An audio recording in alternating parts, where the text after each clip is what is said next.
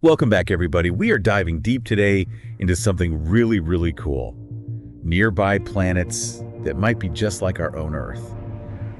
You've been doing some research on exoplanets, right? Yeah, especially those that could have, atmospheres, water, maybe even life. That's right. And we're ready to unpack all of that. And what's really fascinating is that we're not talking about planets that are, light years and light years away. Some of these potential Earth twins are pretty close by. Oh, that is so cool. And speaking of close by, you mentioned water. And of course, that makes me think of the habitable zone.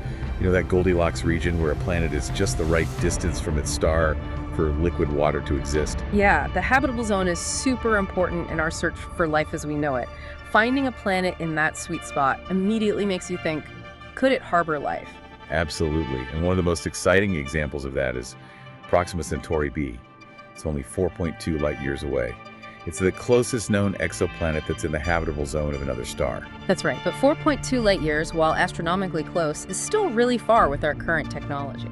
So how do we reach these amazing places? I mean, how do we bridge that gap? Well, that's the million-dollar question. Even our fastest spacecraft, the Parker Solar Probe, it travels at an astounding 700,000 kilometers per hour, would still take over 17,000 years to reach Proxima Centauri b. Wow, 17,000 years.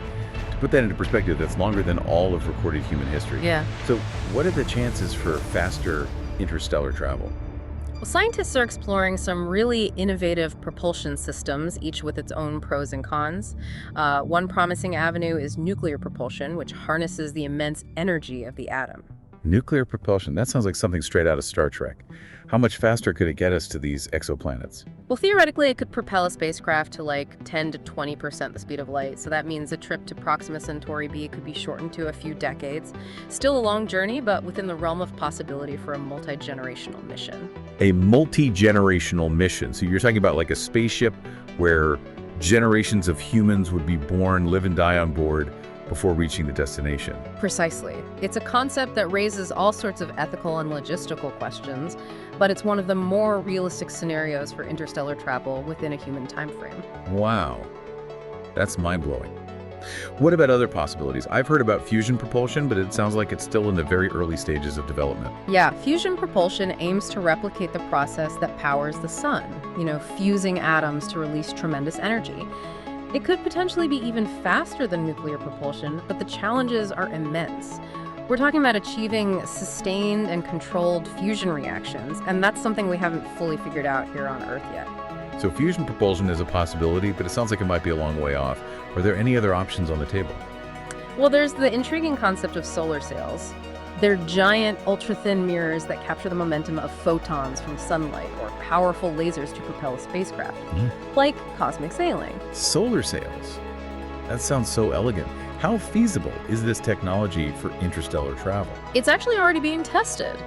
The Breakthrough Starshot initiative, for example, is exploring the possibility of sending tiny probes equipped with solar sails to Proxima Centauri. And these probes could theoretically reach 20% the speed of light, reaching their destination in just a couple of decades. Wow, tiny probes racing across the galaxy at incredible speeds. But what about sending humans on these interstellar voyages? Well, that's where the challenges get even bigger. Scaling up solar sails for human interstellar travel would require massive engineering feats. Just imagine the size of the sail needed to propel a spacecraft large enough to sustain a crew for decades, let alone protect them from the hazards of interstellar space. It sounds like we've got a long way to go before we can realistically send humans on interstellar voyages. But the fact that scientists are already working on these technologies is really exciting. It feels like we're on the verge of a new era of space exploration. Absolutely. The quest for interstellar travel is a testament to human ingenuity and our desire to explore. And while we may not be hopping to other star systems anytime soon, the research and development in this field is paving the way for amazing breakthroughs in the future. So while we might have to wait a little longer before we can book our tickets for an interstellar trip, let's focus on what we do know. We've got this incredible list of exoplanets, some with the potential for liquid water, others with characteristics that are just mind-boggling. Where should we start? Well, let's start with Proxima Centauri b, our closest potentially habitable neighbor. It's caused a lot of debate among scientists. Oh, this is where it gets interesting. I'm ready to dive into the details. What are some of the main points of contention regarding Proxima Centauri b? Well, its location in the habitable zone is promising, but Proxima Centauri, its host star, is a red dwarf, and it's known for intense stellar flares that could strip away a planet's atmosphere. Yikes. That's a serious concern. I imagine that would make it pretty challenging for life to exist, at least as we know it. Is there any evidence to suggest that Proxima Centauri b has managed to hold on to its atmosphere? That's one of the biggest mysteries surrounding this planet. Some scientists believe that its atmosphere might have been eroded over time, while others suggest that it might have a strong magnetic field that protects it from the worst of those stellar flares. Like a planetary shield. That would be incredible. It sounds like there's a lot we still don't know about Proxima Centauri b. What other factors make its habitability a topic of debate? Well, another thing to consider is the possibility of tidal locking. Proxima Centauri b might be tidally locked to its star, meaning that one side is always facing the star while the other side is always in darkness. Oh, tidal locking. We've talked about that before. Yeah. How would that affect the planet's environment and its potential to host life? Well, it could lead to some pretty extreme temperature differences between the two hemispheres. The day side could be scorching hot while the night side could be freezing cold, and this extreme temperature gradient could create some really wild weather patterns. I can only imagine. Maybe hurricanes on a planetary scale. So with these intense flares and potential tidal locking, is Proxima Centauri b even a viable candidate for life? That's the question that's dividing the scientific community. Some argue that the conditions are just too harsh, while others believe that life could find a way to adapt to these extreme environments. Life finding a way. That's a really powerful thought. It reminds me that life on Earth has evolved to survive in some pretty extreme places too. Exactly. Think about the extremophiles that thrive in deep-sea hydrothermal vents or in the icy plains of Antarctica. Life is remarkably resilient, and it's entirely possible that it has found ways to adapt to conditions that we might consider hostile. That is a truly inspiring thought. It expands the possibilities for life beyond Earth in ways we can barely even imagine. And that's what makes exoplanet research so captivating. It challenges our assumptions and pushes the boundaries of our understanding of life itself. This has been an incredibly insightful conversation already. I'm so eager to explore the other exoplanets you mentioned. What's next on our list? Let's turn our attention to another intriguing exoplanet, Luton b. It orbits a red dwarf star about 12.2 light years away. Luton b. What makes this planet stand out? Well, it's slightly larger than Earth and orbits within its star's habitable zone, so it's a potential candidate for liquid water. But what makes Luton b particularly interesting is its potential for a very different kind of atmosphere. A different kind of atmosphere. I'm intrigued. Tell me more. Because Luton b orbits a much cooler, dimmer star than our sun, it receives less intense radiation. This means that its atmosphere could be significantly thicker than Earth's, potentially rich in gases that would be toxic to us. A thicker, potentially toxic atmosphere. That sounds both fascinating and a little bit unnerving. Could life as we know it even exist in an environment like that? That's a great question. While such an atmosphere might be hostile to humans, it's important to remember that life on Earth is based on our planet's specific conditions. Life elsewhere in the universe could have evolved to thrive in environments that are very different from our own. That's an important point. We tend to view life through the lens of our own experiences, but the universe is full of possibilities that challenge our understanding. Could you elaborate on what those different forms of life might look like on a planet like Luton b? It's all speculation, of course, but let's imagine for a moment. Maybe life on Luton b has evolved to use different chemical processes for energy. Perhaps its organisms thrive on gases that would be poisonous to us. It's mind-boggling to think about the potential diversity of life out there. Absolutely, and that's what makes exoplanet research so compelling. It expands our horizons and opens our minds to the possibility of life as we don't know it. So we've got Proxima Centauri b with its intense flares and potential for tidal locking. And now we have Luton b with its potentially thick, toxic atmosphere. It seems like each exoplanet comes with its own set of unique challenges and possibilities. That's exactly what makes this field of study so exciting. It's a cosmic puzzle waiting to be solved. I can't wait to delve into more of these exoplanet mysteries. What's next on our agenda? I believe you mentioned Kepler 452b, often referred to as Earth's cousin. What makes it so similar to our home planet? Kepler 452b is intriguing for a few reasons. It's about 1.6 times the size of Earth, and it orbits a star that's very similar to our sun, both in size and temperature. So it's like a bigger version of Earth orbiting a sun-like star. That's pretty remarkable. What about its orbit? How long does it take to complete 1 year around its star? Its orbital period is 385 days, incredibly close to Earth's 365 days. This similarity suggests that Kepler 452b might experience seasons much like we do on Earth. Seasons on another planet. That's a fascinating thought. It makes you wonder what those seasons might be like. Would they be similar to Earth's with changes in temperature and weather patterns? Or would they be something completely different, maybe dictated by the planet's unique atmospheric composition? It's all speculation at this point, but it's exciting to think about the possibilities.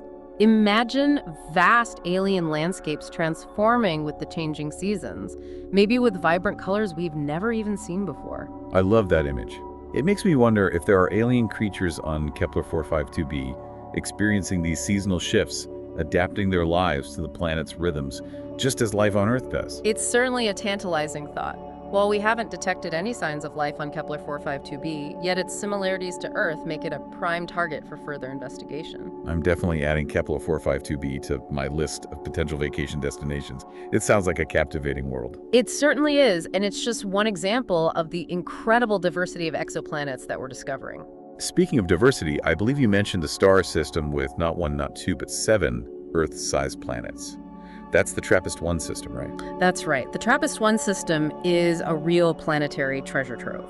It's about 39.6 light years away from us and boasts 7 Earth-sized planets, 3 of which, TRAPPIST-1m, F, and G, orbit within the habitable zone of their ultra-cool dwarf star. Wow, 3 potentially habitable planets in one system. The odds of that must be astronomical. What Yeah. can you tell us about these TRAPPIST-1 planets? One of the most striking features of this system is how close the planets are to each other. They're much closer together than the planets in our solar system, which would make for some spectacular views. Imagine standing on the surface of one of these planets and seeing its neighboring planets looming large in the sky. That would be incredible. I can picture it now, multiple moons and planets illuminating the night sky with their reflected light. What other unique characteristics might we find in the TRAPPIST-1 system? Because their star is significantly cooler and dimmer than our sun, the TRAPPIST-1 planets might experience something called infrared photosynthesis. Plants on these planets might have evolved to absorb energy from the infrared portion of the light spectrum, which could give them a different color than the green we're accustomed to on Earth. Infrared photosynthesis. So instead of green forests, we might find deep red or even black vegetation on these planets. That's a striking image. It makes me wonder how alien life might have adapted to the unique conditions of these planets. Exactly. Possibilities are endless, and it's a constant reminder that life as we know it is just one example in a potentially vast and diverse universe. This conversation is truly expanding my understanding of the cosmos. I feel like we're just scratching the surface of these incredible discoveries. Are there any other exoplanets on our list that you'd like to highlight? Absolutely. Let's talk about Kepler 186f, a historic discovery in the search for Earth-like planets. Kepler 186. What makes it so special? It was the first confirmed Earth-sized planet that was discovered in the habitable zone of another star. It marked a significant milestone in our understanding of planetary systems beyond our own. So this is like the OG Earth-sized exoplanet in the habitable zone. That's incredible. What else do we know about Kepler 186? It orbits a red dwarf star about 500 light years away from us. While we don't have detailed information about its atmosphere or surface conditions, its size and location in the habitable zone make it a prime candidate for further investigation. I can only imagine the excitement when this discovery was announced. It must have been a huge leap forward for the field of exoplanet research. It was a monumental discovery. It demonstrated that Earth-sized planets do exist in habitable zones, even around stars different from our own. It opened up a whole new realm of possibilities in our search for other Earths. It's amazing how far we've come in such a short time. From the first exoplanet discoveries to now having a catalog of thousands of these distant worlds, each with its own unique story to tell. I'm eager to hear about more of these fascinating exoplanets. What else have you got for me? Let's talk about Ross 128b. This exoplanet has caught the attention of scientists because of its relatively peaceful neighborhood. Ross 128b, peaceful neighborhood. I'm intrigued. Tell me more. It orbits a quiet red dwarf star about 11 light years away. This is significant because red dwarf stars are known for being volatile, often producing intense flares that could be harmful to life. So this red dwarf is like the chill neighbor who doesn't throw loud parties every weekend. That's good news for potential life on Ross 128b, right? Exactly. The fact that its host star is relatively quiet increases the chances of Ross 128b having a more stable environment potentially suitable for life as we know it. A quieter star, a potentially habitable planet. Ross 128b definitely sounds like a place worth exploring. What else makes it stand out? Well, it's slightly larger than Earth, and it orbits within its star's habitable zone. This suggests that it could have liquid water on its surface, a crucial ingredient for life as we understand it. Liquid water, a stable environment. Yeah. Ross 128b is checking off all the boxes. It sounds like a very promising candidate in our search for life beyond Earth. It certainly is. And it highlights the importance of considering the stellar environment when assessing a planet's habitability. That's a great point. It's not just about the planet itself, but also about the star it orbits and the conditions that creates. I'm learning so much from this deep dive. I'm glad to hear it. The field of exoplanet research is constantly evolving, and there's always something new to discover. Speaking of discoveries, I believe you mentioned one last exoplanet that's particularly intriguing, K218b. What makes it stand out? K218b is about 124 light years away and is about 2.6 times the size of Earth. It orbits within the habitable zone of its red dwarf star, but what makes it really fascinating is the detection of water vapor in its atmosphere. Water vapor. That's a huge discovery, isn't it? Yeah, It's the first time we've found evidence of water in the atmosphere of a habitable zone exoplanet, right? that's right. While we've detected water vapor in the atmospheres of other exoplanets, those planets weren't in the habitable zone. This discovery makes K218b a prime target for further investigation. It sounds like K218b is holding on to some major secrets. What are scientists hoping to learn about this planet? They're eager to learn more about the composition of its atmosphere and to confirm the presence of other molecules that might hint at biological activity. So we're not just talking about water vapor, but also about the potential for other molecules that could be signs of life. That's incredible. Feels like we're getting closer and closer to answering the age-old question, are we alone in the universe? It's a question that has driven human curiosity for centuries, and with each new exoplanet discovery, we get closer to finding an answer. This is truly an exciting time to be alive. We've covered so much in this deep dive, from the challenges of interstellar travel to the fascinating diversity of exoplanets and the tantalizing possibility of finding life beyond Earth. I can't wait to see what the future holds for exoplanet research. I share your enthusiasm. The field is rapidly advancing with new telescopes and technologies coming online all the time, promising to reveal even more about these distant worlds and their potential for harboring life. It's an incredible journey of discovery, and I'm sure our listeners are eager to hear more about these exciting developments. Absolutely. In the next part of our deep dive, we'll go deeper into the ongoing research and missions that are pushing the boundaries of our understanding of exoplanets. We'll explore the cutting-edge technologies that are allowing us to peer into the atmospheres of these distant worlds and search for telltale signs of life. That sounds fantastic. I can't wait. For now, let's take a break and let all this amazing information sink in. Welcome back to our deep dive into the fascinating world of nearby Earth-like planets. Ready to continue our exploration? Absolutely. I'm ready to jump back in. In the last part, we talked about Proxima Centauri b and its potential for tidal locking. It got me thinking about how this phenomenon could really shape an entire planet's environment. Could you elaborate on that a little more? Sure. Tidal locking is a really interesting concept. Basically, when a planet is tidally locked to its star, it means one side of the planet always faces the star, while the other side is always in darkness. Wow, so imagine a planet where the sun never sets on one side and never rises on the other. That would make for some pretty crazy contrast, right? It definitely would. The day side would likely be extremely hot, potentially scorching, while the night side would be frigidly cold, kind of like a permanent ice age. And this huge temperature difference could have a big impact on the planet's climate and weather patterns. Yeah, I can just imagine it. Like one side of the planet is a blazing desert and the other side's an icy wasteland. That would make for some pretty intense weather. Yeah, imagine like massive storms along the Terminator line where the day side meets the night side. You could have incredible winds and crazy precipitation as those hot and cold air masses collide. It sounds like something out of a sci-fi movie. But beyond the dramatic visuals, how would tidal locking affect a planet's chances of being habitable? That's a great question. While those extreme temperatures might seem really harsh, there's a chance that life could exist in the twilight zone, the region along the Terminator line where temperatures might be a bit more moderate. So like a sliver of life holding on to the edge of day and night. That's a pretty amazing image. It makes you wonder how life might adapt to such strange conditions. It just shows that life is really resilient and adaptable. I mean, think about the extremophiles here on Earth that thrive in those crazy environments like deep-sea hydrothermal vents or the freezing plains of Antarctica.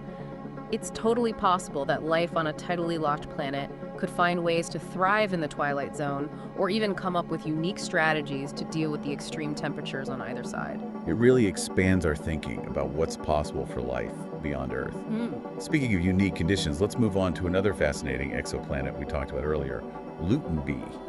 You mentioned that its atmosphere could be very different from Earth's, right? Right, so Luton B orbits a red dwarf star, much cooler and dimmer than our sun. This means it receives less intense radiation, which could lead to a thicker atmosphere than Earth's. Okay, thicker atmosphere. How would that affect the planet's environment? Well, a thicker atmosphere could trap more heat, potentially making the planet warmer. It could also lead to a different mix of gases in the atmosphere, possibly with higher concentrations of gases that would be toxic to us humans. Toxic to humans, huh? Doesn't sound very welcoming. But what about other forms of life? Could they actually thrive in an environment like that? That's what's so cool. A thicker, maybe even toxic atmosphere might be tough for us, but it could be perfectly fine for other kinds of life. We have to remember that life on Earth is based on our planet's very specific atmosphere composition and conditions. Life elsewhere in the universe might have evolved to live in environments that are totally different from our own. You're right. We can't be limited by what we know from Earth. So while a planet like Luton B might not be a top vacation spot, it could still be teeming with life forms that have adapted to its unique atmosphere. What kind of adaptations might we see in those life forms? Well, it's all speculation, but it's fun to think about the possibilities. Maybe life on Luton B has developed ways to filter out the toxic gases or even use them for energy. Maybe they have unique respiratory systems or different biological processes that allow them to thrive in that kind of environment. It's amazing to think about all the different forms of life that could be out there. Yeah. Okay, let's move on to a planet that's been called Earth's cousin, Kepler 452b. What makes it so similar to our home planet? Kepler 452b orbits a star that's really similar to our sun in terms of size and temperature, and it also has an orbital period of 385 days, really close to Earth's 365-day year. So it's basically Earth, but bigger, and orbiting a sun-like star. That's pretty impressive. Do we know anything about its environment? Does it have seasons like we do on Earth? Well, while we can't actually see its surface, scientists think that Kepler 452b might have seasons similar to ours, although they might be longer or more intense because of its slightly longer orbital period. Seasons on another planet. I wonder if their trees change color in the fall or if they have alien snowstorms. Yeah, it's fun to think about what those seasons might be like. Maybe they have completely different colors and weather patterns than we see here on Earth. It reminds us that even when we find planets that are similar to Earth, there can still be a lot of differences. You got it. The diversity of exoplanets is just mind-blowing. It really makes us rethink what's possible in the universe. Okay, I have to ask about the TRAPPIST-1 system again. 7 Earth-sized planets in one system. It's just incredible. What are the chances that at least one of those planets could support life? Well, the TRAPPIST-1 system is like a goldmine for planets. 3 of those planets, TRAPPIST-1, F, and G, orbit within the habitable zone of their star, so they're top contenders for having liquid water. 3 potentially habitable planets all in one system. That's wild. What else is so cool about the TRAPPIST-1 system? The planets are incredibly close to each other, much closer than the planets in our solar system. If you were standing on the surface of one of those planets, you could actually see its neighboring planets in the sky. Probably even bigger than our moon looks to us. Whoa, that would be an amazing view. I can imagine looking up at the night sky and seeing all those moons and planets lighting up the sky with their reflected light, like something out of a science fiction book. It would be breathtaking. And those close-packed planets make you think about all sorts of interesting possibilities, like their gravitational interactions, or even maybe some kind of biological exchange between them. Biological exchange? You mean like the possibility of life spreading from one planet to another in the system? It's a really interesting thought. We haven't found any signs of life on those planets yet, but the idea of them sharing biological material is pretty cool. It's like some cosmic game of ping pong, with life bouncing between these closely knit worlds. It shows you how many possibilities there are in the universe, and we're only beginning to explore them. This is definitely blowing my mind. I feel like we've only just scratched the surface of all these amazing discoveries. We definitely have, and there's so much more to come. Well, that's a great place to start for now. Welcome back to our deep dive into nearby Earth-like planets. It's been an incredible journey so far. We've talked about the challenges of interstellar travel, the mind-blowing diversity of exoplanets, and the tantalizing possibility of finding life beyond Earth. But now I'm really curious to hear more about the actual research and the missions that are happening right now. What's on the horizon for exoplanet research? Well, you know we're in a golden age of exoplanet discovery right now. We have so many incredible advancements in technology, a whole fleet of telescopes, both on Earth and in space, all dedicated to unraveling the mysteries of these distant worlds. It's really exciting. It feels like we're on the verge of some major breakthroughs. Can you give us a sneak peek at some of the most cutting-edge telescopes and missions that are leading the charge? Of course. One of the most groundbreaking instruments we have is the James Webb Space Telescope. It launched a few years ago, and it's already giving us some incredible images. Its sensitivity and infrared capabilities are really unprecedented. It's providing us with such detailed data about the atmospheres of these exoplanets. Yeah, the James Webb Telescope. I've seen those amazing pictures, the nebulae, the galaxies. They're like works of art. It's an absolute marvel of engineering. It's a total game changer for exoplanet research. With its powerful instruments, we can actually analyze the light that passes through the atmospheres of these distant worlds. We can identify the molecules present like water vapor, methane, carbon dioxide. So we're talking about actually being able to detect the chemical makeup of exoplanet atmospheres. That's incredible. What kind of information can we get from that data? Well, that information is key to understanding if a planet could potentially support life. For example, certain gases and specific ratios could indicate biological activity. Little hints that maybe life as we know it could exist there. That's what's so fascinating about this whole field. It's like we're putting together a giant puzzle, trying to find the pieces that could finally answer that big question, are we alone in the universe? Exactly. And the James Webb Telescope is just one piece of the puzzle. There are so many other missions. We have the European Space Agency's Plato mission. It's set to launch soon, and it's going to focus on finding and studying Earth-sized planets orbiting sun-like stars. Plato. That sounds really promising. Is it going to be like the Kepler mission, which found thousands of exoplanets? It will definitely build on Kepler's legacy, but with even greater precision and sensitivity. Plato is designed to detect those tiny dips in starlight that happen when a planet passes in front of its star. This will help us figure out the planet size, its orbit, and maybe even its density. So with Plato, we'll be able to find even more Earth-sized planets that are in the habitable zones of their stars, which means the chances of finding another Earth out there just got even better. That's awesome. Are there any other missions we should be looking out for? Oh, absolutely. Keep an eye out for the Nancy Grace Roman Space Telescope. It's also scheduled to launch soon, and it has this incredible wide field of view. It can survey huge areas of the sky to look for exoplanets. It's like casting a wider net in our search. It sounds like the future of exoplanet research is incredibly bright. But before we wrap up, I'd like to talk about something else that's been on my mind, the ethical side of things. What are the implications of actually finding life beyond Earth? How do we prepare for something that big? You're right, that's a really important question. The possibility of finding extraterrestrial life is a big deal, and it brings up a lot of ethical considerations. We need to be thoughtful and respectful. We need to approach this with humility. It's definitely a lot to think about. What are scientists and policymakers doing to make sure we approach this in a responsible and ethical way? Well, there are lots of discussions happening right now. Scientists, ethicists, and policymakers are working together to develop guidelines and protocols for how we would handle such a discovery. These guidelines cover things like how we would share data, what our communication strategies would be, and how we would think about the implications for humanity. It's good to know that people are thinking about this carefully. It shows that we're not just searching for life out there blindly. We're considering what it could mean for humanity as a whole. Exactly. It's essential that we approach this quest with a sense of wonder, but also with responsibility. Finding extraterrestrial life would be a monumental event for us. This whole deep dive has been so eye-opening. I've learned so much about the amazing variety of exoplanets, the incredible technology we're using to study them, and the ethical considerations we need to be aware of. It's been an amazing journey. I agree. The field of exoplanet research is constantly evolving. There are new discoveries being made all the time. It's an exciting time to be following this field.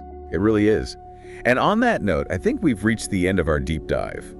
As we conclude this episode, I'm just struck by a sense of awe and wonder. The universe is vast and mysterious, full of possibilities. Who knows what incredible discoveries await us in the years to come? It's true. Keep looking up at the stars and keep dreaming big.